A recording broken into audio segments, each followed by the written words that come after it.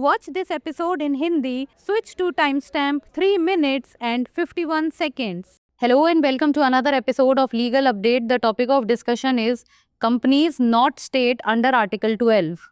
Why in news? Recently in the Messrs. Manoj Petroleum and Another versus Union of India and Others case, the Allahabad High Court observed that a company complying with rules and regulations established by the various ministries and public regulators would not by itself suffice for bringing it within the definition of a state under Article 12 of the Constitution of India 1950.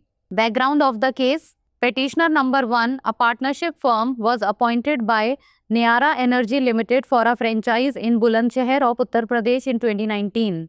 After a failed product inspection in August 2021, respondent number 3 issued a show cause notice and terminated the franchise in December 2021. Petitioner raised concerns but received no resolution, leading to a complaint to the Central Vigilance Commission in January 2022. Due to no response from the CVC, petitioner filed a writ petition seeking redress. Respondent number 3 raised a preliminary objection claiming that the dispute should not be adjudicated under writ jurisdiction as they are not a state under Article 12 of the Constitution.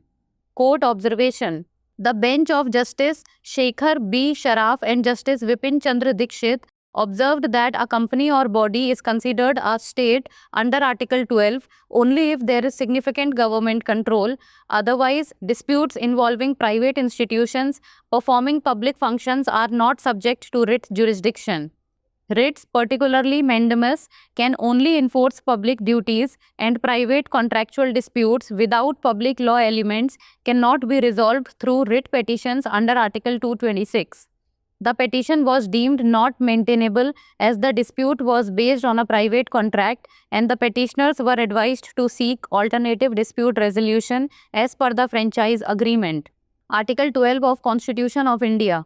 Article 12 lays down that unless the context otherwise requires, the state includes the government and Parliament of India and the government and the legislature of each of the states and all local or other authorities within the territory of India or under the control of the government of India.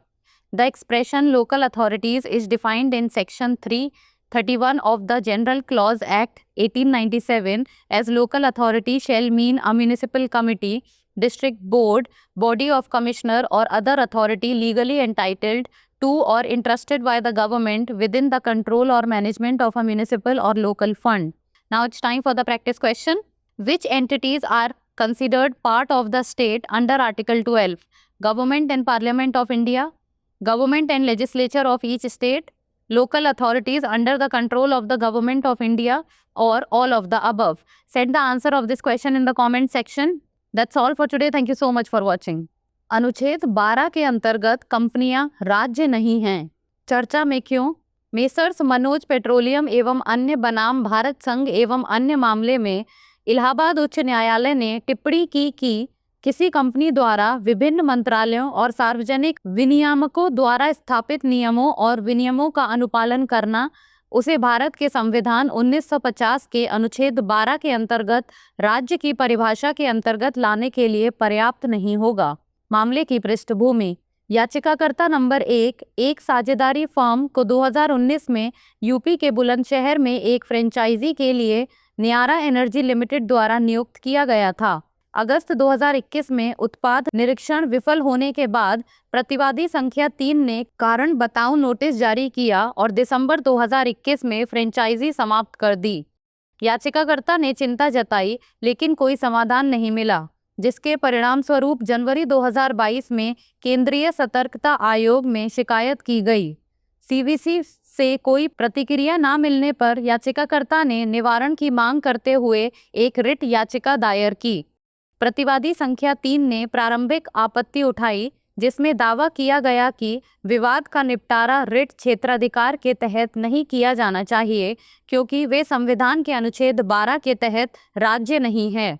न्यायालय का अवलोकन: न्यायमूर्ति Shekhar B Shroff और न्यायमूर्ति विपिन चंद्र दीक्षित की पीठ ने कहा कि अनुच्छेद 12 के तहत किसी कंपनी या निकाय को राज्य तभी माना जाता है जब उस पर महत्वपूर्ण सरकारी नियंत्रण हो, अन्यथा सार्वजनिक कार्य करने वाली निजी संस्थाओं से जुड़े विवाद रिट क्षेत्राधिकार के अधीन नहीं आते।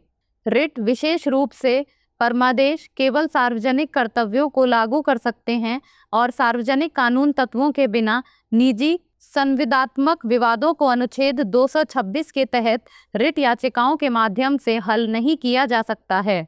याचिका को स्वीकार्य नहीं माना गया क्योंकि विवाद एक निजी अनुबंध पर आधारित था तथा याचिकाकर्ताओं को फ्रेंचाइज समझौते के अनुसार वैकल्पिक विवाद समाधान तलाशने की सलाह दी गई। भारतीय संविधान का अनुच्छेद 12 में कहा गया है कि जब तक संदर्भ से अन्यथा अपेक्षित न हो, राज्य में भारत की सरकार और संसद तथा प्रत्येक राज्य की सरकार और विधानमंडल तथा भारत के क्षेत्र के भीतर या भारत सरकार के नियंत्रण में सभी स्थानीय या अन्य प्राधिकारी शामिल हैं। स्थानीय प्राधिकरण शब्द को सामान्य खंड अधिनियम 1897 की धारा 331 में परिभाषित किया गया है। स्थानीय प्राधिकरण का अर्थ नगरपालिका समिति, जिला बोर्ड, आयुक्त निकाय या अन्य प्राधिकरण होगा जो नगरपालिका या स्थानीय निधि के नियंत्रण या प्रबंधन के अंतर्गत सरकार द्वारा कानूनी रूप से हकदार या सौंपा गया हो। अब बारी है अभ्यास प्रश्न की। अनुच्छेद 12 के तहत किन संस्थाओं को राज्य का हिस्सा माना जाता है?